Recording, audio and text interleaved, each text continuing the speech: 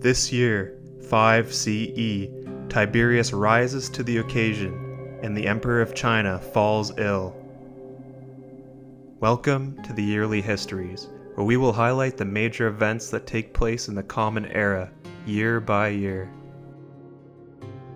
Last year, we saw Emperor Augustus rearrange his entire succession plan after the untimely death of Gaius Caesar. He named Tiberius and his last grandson, Agrippa Posthumus, as his new successors. In Parthia, we saw an insurrection, removing Phraates V and his mother Musa from the throne, and replacing them with the unpopular and cruel Orodes III. This year, Tiberius continues his successful campaign against the Germanic tribes in northwestern Europe. In the previous year, he was assigned by Augustus to head the army against the tribes in the region and found success, resulting in the Cherusci being subdued.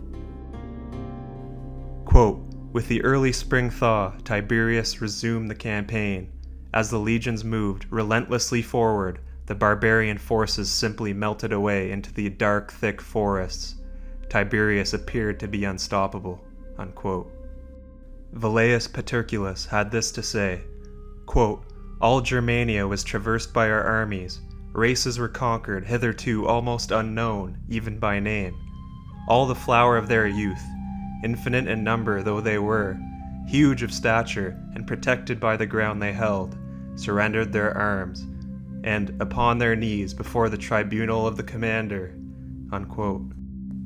Tiberius then rushed back to Rome to report his progress personally to Emperor Augustus.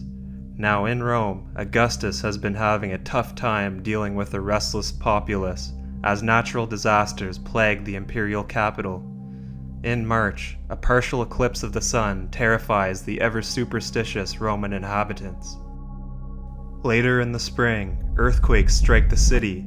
Then, the Tiber River overflows and a catastrophic flood takes place. The water sweeps away bridges and floods the low-lying sections of Rome where the poorest inhabitants live, destroying many of their flimsy wooden buildings and leaving thousands homeless. The floods last for 7 days, in which you could take a boat from one side of Rome to the other. To make matters worse, a famine hits the Roman Empire. The bad weather ruined crops in North Africa, one of the major breadbaskets that feeds the empire. This inevitably affected the capital, which greatly relies on food being produced elsewhere. A new marriage takes place this year within the Roman aristocracy.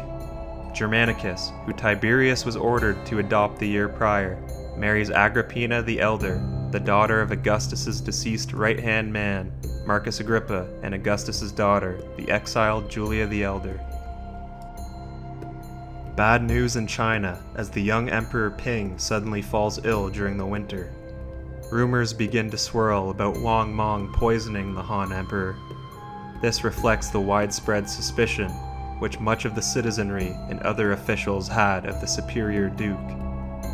Ping is 14 years old with no designated heir, so his death could cause a crisis in China.